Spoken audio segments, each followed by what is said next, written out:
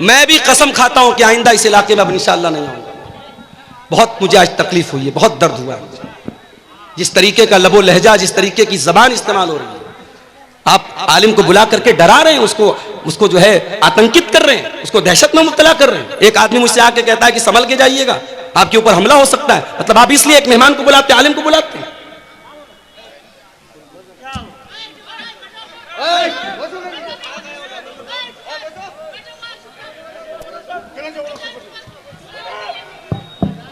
हुसैन साहब को लाया जाए भाई, जल्दी शेख हुसैन साहब को स्टेज पे लाया जाए। देखिए कहीं ऐसा ना हो कि आइंदा फिर मैं आपके इलाके में आने के बारे में 1000 बार सोचूं। आप आलिम बुलाते हैं, किसी को गुलाम बना के नहीं बुलाते हैं। आपके सामने सारी मजबूरी बयान कर दी, मैंने अपने समय से ज़्यादा आपके सामने तकरीर कर दी, चंदा भी कर दिया। उसके बाद पीछे से आवाज़ आई कि इतना करना पड़ेगा या ऐसा करना पड़ेगा, नहीं करेंगे तो हरजाना देना पड़ेगा। मैं किसी का गुलाम नहीं हूँ भाई, मैं किसी का गुलाम नहीं हूँ। अब आप लोग समझ लीजिए आपको क्या करना है। मैंने जलसे में तारीख दी तो किसी के हाथ की नाम की मैंने गुलामी नहीं लिखवाई थी। आपको क्लियर कर देना चाहिए कि आप गुलाम बन के आ रहे हैं।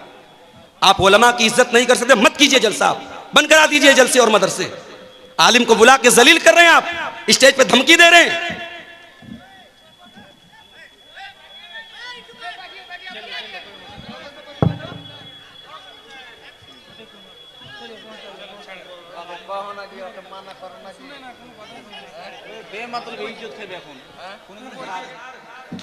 बहुत सारे लोगों की जिम्मेदारी है, बहुत सारे लोगों का कर्तव्य है, रिस्पॉन्सिबिलिटी है। हम इस दुनिया में अकेले नहीं हैं। कोई हमारा बाप है, कोई हमारा भाई है, कोई हमारा चचा है, कोई हमारा पड़ोसी है, कोई हमारा रिश्तेदार है। तो कुरान करीम की जो ये आयत है, सूरह निसा की आयत नंबर 36, सूरह निसा की आयत नंबर 36, इस आयत में अल्लाह ताला ने 10 हुकूक बयान किए। और आज की हमारी तकरीर का जो वक्तव्य का जो विषय है, तकरीर का जो उन्वान है, वो कुरान की इसी आयत के अंदर जो 10 बातें बयान की गई है, वही 10 बातें बयान करूंगा। और उसके बाद इंशाअल्लाह आपके इदारे के लिए चंदा, और उसके बाद मैं आपसे रुखसत हो जाऊंगा। वअबुदुल्लाह वला तुशरिकू बिही शैआ, अल्लाह की इबादत करो और अल्लाह की इबादत के साथ किसी को शरीक न करो। ये पहला हक अल्लाह ने बयान किया। इस धरती पर हम आए हैं, इस दुनिया में हम आए हैं, उस पालनहार की, उस पैदा करने वाले की, उस सृष्टि करने वाले की हमें और आपको इबादत करना है। उसी के आगे सर झुकाना है, उसी से लौ लगाना है, उसी से मांगना है, उसी से डरना है, उसी से मोहब्बत करना है। अल्लाह की इबादत में हमें और आपको किसी को शरीक नहीं करना है मेरे प्यारे साथ। उसी एक अल्लाह की इबादत का इकरार पांचों टाइम की नमाज में हर रकात में हम और आप करते हैं। इय्याका नअबुदु व इय्याका नस्तईन, आय अल्लाह हम तेरी ही इबादत करते हैं और तुझ ही से मदद मांगते हैं। हमारा माबूद भी तू है, हमारा मुश्किल कुशा भी तू है, हमारी बिगड़ी बनाने वाला भी तू है, बे औलाद को औलाद देने वाला भी तू है, निर्धन को धनवान बनाने वाला भी तू है, निर्बल को बलवान बनाने वाला भी तू है, कमजोर को ताकतवर बनाने वाला भी तू है, गरीब को अमीर बनाने वाला भी तू है, जलील को इज्जत देने वाला भी तू है और इज्जत वाले को जलील करने वाला भी तू है। व तो इज्जु मन तशा व तो दिल्लु मन तशा, आय अल्लाह तू जिसको इज्जत दे दे उसको कोई जिल्लत देने वाला नहीं है, और तू जिसको जिल्लत दे दे उसको कोई इज्जत देने वाला नहीं है। यह है तौहीद, इसी का नाम है तौहीद, और इसी का अपोजिट है शिर्क। अल्लाह की नजर में सबसे बड़ी नेकी क्या है? तौहीद है, और सबसे बड़ा पाप क्या है? शिर्क है। अगर आप बहुत बड़े नमाजी हैं, अगर आप पांचों टाइम की नमाज पढ़ते हैं, रमजान का पूरा रोजा रखते हैं, हज कर चुके हैं, उम्रा कर चुके हैं, मस्जिद में मदरसा में खूब दान देते हैं, लेकिन अगर आपकी तौहीद गड़बड़ है, अगर आपने एक अल्लाह को छोड़ करके किसी और के ऊपर अपना विश्वास रखा है, अकीदा रखा है, आपने किसी कब्र पे जाकर के कब्र वाले से मांगा है, किसी पत्थर की मूर्त के आगे जाकर के हाथ जोड़ा है, किसी पेड़ किसी नदी की इबादत अगर इंसान ने की है, कान खोल करके सुन लो, अल्लाह कुरान में कहता है कुल हल नुनब्बिउकुम बिल अक्सरीना आमाला अल्लज़ीना ضل सायुहुम फिल हयातिद दुनिया व हुम यहसबूना अन्नहुम युहसिनून सुना। अगर तौहीद नहीं है, सारी नेकी अल्लाह ताला के यहाँ बर्बाद हो जाएगी। हज बर्बाद, उम्रा बर्बाद, नमाजें बर्बाद, दान खैरात बर्बाद, ज़कात बर्बाद, कोई नेकी अल्लाह ताला के यहाँ उसका कोई मूल्य नहीं होगा, कोई वैल्यू नहीं होगी, कोई एतबार नहीं। इसीलिए अल्लाह के नबी फरमाते हैं ला तुशरिक बिल्लाहि व इन कुतिलता व हुर्रिकता, खबरदार अल्लाह के साथ कभी शिर्क मत करना। कत्ल कर दिया जाए, जान से मार दिया जाए, जला दिया जाए, अपनी जिंदगी को दांव पे लगाना पड़ जाए, जिंदगी को से हाथ धोना पड़ जाए, अपने आप को कत्ल करवाना पड़ जाए, ऐसे हालात आ जाएं, ऐसी परिस्थितियां आ जाएं, तब भी अपने ईमान से समझौता मत करना, अपनी तौहीद से समझौता मत करना।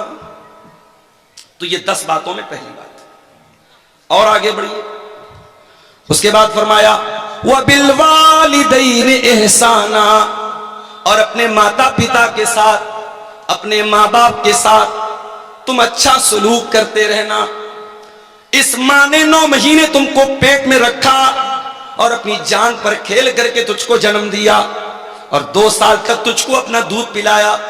इस बाप ने उंगली पकड़ करके तुझको चलना सिखाया। तेरे आराम के लिए गर्मी, जाड़ा और बरसात के हर मौसम में अपने आप को खटाता रहा, तपाता रहा। तेरे सर पे छत बनी रहे, तू तरक्की करे, तुझे इज्जत मिले, तुझे नाम मिले। तेरे बाप ने क्या क्या तकलीफें सही तू नहीं जानता। अपने माता पिता का सम्मान करो, आदर करो, अपने माँ बाप की इज्जत करो, उनके साथ हमेशा अच्छा सुनो। और अगर तुम्हारे माँ बाप बूढ़े हो जाएं, तुम्हारे पास जवानी है और तुम्हारे माँ बाप तुमको बुढ़ापे में मिले, खबरदार कोई ऐसा काम न करना, कोई ऐसी हरकत न करना कि बूढ़े माँ बाप की आंखों में आंसू आ जाए। फरमाया इम्मा यबलुगन्न इंदकल किबरा अहदुहुमा औ किलाहुमा फला तकुल लहुमा उफ्फिन वला तनहरहुमा वकुल लहुमा कौलन करीमा। अच्छा, আপনারা কি এইভাবে দাঁড়িয়ে থাকবেন? লোকজনকে কষ্ট দিয়ে আপনারা খুব নেকি কামাতে এসেছেন নাকি? এদিকে যতটি লোক আছে, লোকগুলা যদি না বসে তো ভলেন্টিয়ারদেরকে বলছি তোমরা এটাকে টেনে ফেলে দাও, বাইর করো রেখে, বাইর করো রেখে এখান থেকে। আর তোমরা এখানে দাঁড়িয়ে আছো, দাঁড়িয়ে কোরআন হাদিসের কথা শুনতে হয়। এত ভরি ভরি জালসা শুনছো আর আমল কিছুই নাই তোমাদের। এই সামনে দিয়ে কেন তোমরা দাঁড়িয়ে আছো? বসো। একবারে হায়া শরম একবারে বিক্রি করে ফেলেছে। বসে যাও। এই সামনে খানে এখানে কেউ দাঁড়িয়ে থাকবে না। চলিए शुरू करिए। फरमाया तुम्हारे वालिदैन, तुम्हारे माँ बाप अगर बूढ़े हो जाएं और तुम जिंदा हो, तुम बाकी हो, तुम्हारे सामने माँ बाप बूढ़े हो जाएं, फला तकुल लहुमा उफ्फिन, तो खबरदार अपने माँ बाप को उफ भी मत कहना, वला तनहरहुमा, उनसे डांट करके, उनसे बदतमीजी के साथ कभी बात मत करना। सारे जमाने के लिए अच्छे हो तो क्या हुआ, अगर अपने माँ बाप के लिए अच्छे नहीं हो, माँ बाप से अदब से बात नहीं करते, तमीज से बात नहीं करते, तो तुम अल्लाह की नजर में एक अच्छे इंसान नहीं हो, एक अच्छे मुसलमान नहीं हो। उसके बाद फरमाया वकुल लहुमा कौलन करीमा, और जब भी अपने माँ बाप से बात करो, नम्रता के साथ बात करो, आदर के साथ बात करो, नरमी के साथ बात करो, कोमल स्वभाव के साथ बात करो, अच्छे लहजे में बात करो। उसके बाद फरमाया वक़्फ़िज़ लहुमा जनाह ज़ुल्लि मिनर रहमा वक़ुल रब्बिरहमहुमा कमा रब्बयानी सगीरा, और अपने माँ बाप के लिए अपने नरमी के बाजू को बिछा दो, उनके लिए अपने आप को छोटा कर लो। कभी माँ बाप से ऊंचा बनने की कोशिश न करो, उनसे बड़ा बनने की कोशिश न करो। और ये दुआ भी अल्लाह ने सिखा दी, हर बच्चे को, हर लड़के को, हर लड़की को अपने माता पिता के लिए दुआ करनी चाहिए। रब्बिरहमहुमा कमा रब्बयानी सगीरा। ऐ परवरदिगार, ऐ अल्लाह, ऐ हमारे पालनहार, हमारे माँ बाप ने बहुत कष्ट सह करके हमको पाला है, बहुत तकलीफ सह करके हमको पाला है। ऐ अल्लाह, तू हमारे माता पिता पर दया फरमा, कृपा फरमा, रहम फरमा, करम फरमा। माँ बाप मेरे भाइयों हमारे वजूद का जरिया बनते। चुप हो जाओ भाई, काहे बोल रहे हो बाबा, चुप हो जाओ, खामोश हो। बात करना है थोड़ा दूर जाके बात करो, स्टेज के पास बात नहीं। फिर तुम्हारा ऐसा एखने जमा है गला फरमाया कि अपने माँ बाप के साथ कमेटी नरमी के साथ बात करो। अल्लाह के नबी के पास एक साहबी आते हैं, सवाल करते हैं, अल्लाह के नबी, मन अहब्बुन नास बिहुस्न सिहाबती। अय अल्लाह के नबी, मैं सबसे अच्छा व्यवहार किसके साथ करूं, सबसे अच्छा सलूक मुझे किसके साथ करना चाहिए, मुझे दुनिया में सबसे अच्छे तरीके से किसके साथ पेश आना चाहिए। आपने फरमाया उम्मुका, अपनी माँ के साथ। पूछा अल्लाह के नबी, उसके बाद किसका नंबर है? आपने फरमाया अपनी माँ के साथ। फिर पूछा उसके बाद किसका नंबर है? आपने फरमाया अपनी माँ के साथ। चौथे नंबर पर आपने फरमाया बाप के साथ। माँ का हक ज्यादा है, माँ ज्यादा कष्ट सहती है, माँ ज्यादा तकलीफ उठाती है। माँ का नाम अल्लाह के नबी ने 3 बार लिया है। मेरे प्यारे साथियों, हम माँ बाप के साथ जितना भी अच्छा सलूक कर लें, हम उनके एहसान का बदला नहीं चुका सकते, उनके एहसान का बदला नहीं उतार सकते। हजरत अब्दुल्ला बिन उमर ने देखा कि एक आदमी खाने काबा का तवाफ कर रहा है और अपनी माँ को अपने कंधे पर बिठा करके तवाफ कर रहा है। अपनी माँ को अपने कंधे पर बिठा करके अल्लाह के घर का तवाफ कर रहा है। हजरत अब्दुल्ला बिन उमर ने कहा, उस आदमी ने अब्दुल्ला बिन उमर से कहा कि अय अब्दुल्ला बिन उमर, आज मैंने अपनी माँ को तवाफ करा दिया, आज मैंने उम्रा करा दिया, आज मैंने माँ का हक अदा कर दिया। अल्लाह के प्यार हजरत अब्दुल्ला बिन उमर ने फरमाया कि वला ज़फ़रतन, ऐ मेरे भाई, अभी तो तेरी माँ ने तुझको जन्म देने के टाइम तेरी माँ को जो पीड़ा हुई थी, जो दर्द हुआ था, तेरी माँ की जुबान से जो आ की आवाज निकली थी, अभी तो तूने उस आवाज का भी हक अदा नहीं किया है। उनका हक अदा नहीं कर सकते। कोशिश करो कि हमारे माँ बाप को हमारी वजह से कोई दुख ना हो। ठीक है, वो गलत हो सकते हैं। एक उम्र आती है जब माँ बाप बूढ़े हो जाते हैं, चिड़चिड़ापन आ जाता है, बच्चों की तरह बचपना आ जाता है, जिद आ जाती है। ये सोच करके नजरअंदाज कर दो, कभी हम भी छोटे थे, हम भी जिद करते थे, हम भी बहुत सारी बातों के लिए अपने माँ बाप को परेशान करते थे, हमारे माँ बाप बहुत सहते थे। आज हमारा नंबर है, आज हमारी बारी है। अल्लाह ने कहा कि अपने माँ बाप के साथ अच्छा सलूक। उसके बाद नंबर 3, वबिज़िल कुर्बा, और अपने रिश्तेदारों के साथ भी अच्छा सलूक करो। कोई तुम्हारा भाई है, कोई तुम्हारा चाचा है, कोई तुम्हारा ताया है, कोई तुम्हारा दादा है, कोई नाना है, कोई ससुर है। ये जितने रिश्तेदार हैं तुम्हारे, ये रिश्ते तुमने नहीं बनाए, ये रिश्ते अल्लाह ताला ने बनाए हैं। अपने इन रिश्तेदारों के साथ भी तुम अच्छा सलूक करो, उनकी खुशी में शामिल हुआ करो, उनके गम में शामिल हुआ करो। कुछ नहीं कर सकते तो कम से कम मीठे अल्फाज बोल दिया करो, ताकि उनके दिल को खुशी मिल जाए, उनके दिल को तसल्ली मिल जाए। अल्लाह के नबी के पास एक आदमी आया, उसने कहा अल्लाह के नबी, मेरे कुछ रिश्तेदार हैं, मैं उनके साथ अच्छा सलूक करता हूं, लेकिन वो मेरे साथ बुरा सलूक करते हैं। मैं उनके साथ नरमी का व्यवहार करता हूं, वो मेरे साथ बदतमीजी करते हैं। अय अल्लाह के नबी, मुझे क्या करना चाहिए? आपने फरमाया, जैसा तुम बयान कर रहे हो, जैसा तुम बता रहे हो, अगर तुम अपने रिश्तेदारों के साथ ऐसा ही कर रहे हो, फकअन्नमा तुसिफ़ुहुमुल मल्ला, तो तुम उनके मुंह में जहन्नम की आग की राख भर रहे हो। यानी तुम तो अच्छा काम कर रहे हो, लेकिन वो बदतमीजी करके, वो गलत काम करके, वो तुम्हारे साथ गलत सलूक करके अपने आप को जहन्नम का हकदार बना रहे हैं। उसके बाद अल्लाह के नबी ने फरमाया, ऐ मेरे सहाबी, तुम जब तक अपने रिश्तेदार की मदद करते रहोगे, उसका सपोर्ट करते रहोगे, उसके साथ अच्छा सलूक करते रहोगे, अल्लाह का एक फरिश्ता हर वक्त तुम्हारे साथ रहेगा, तुम्हारी मदद करेगा। इसलिए मेरे भाइयों, रिश्तेदारों के साथ अच्छा सलूक किया।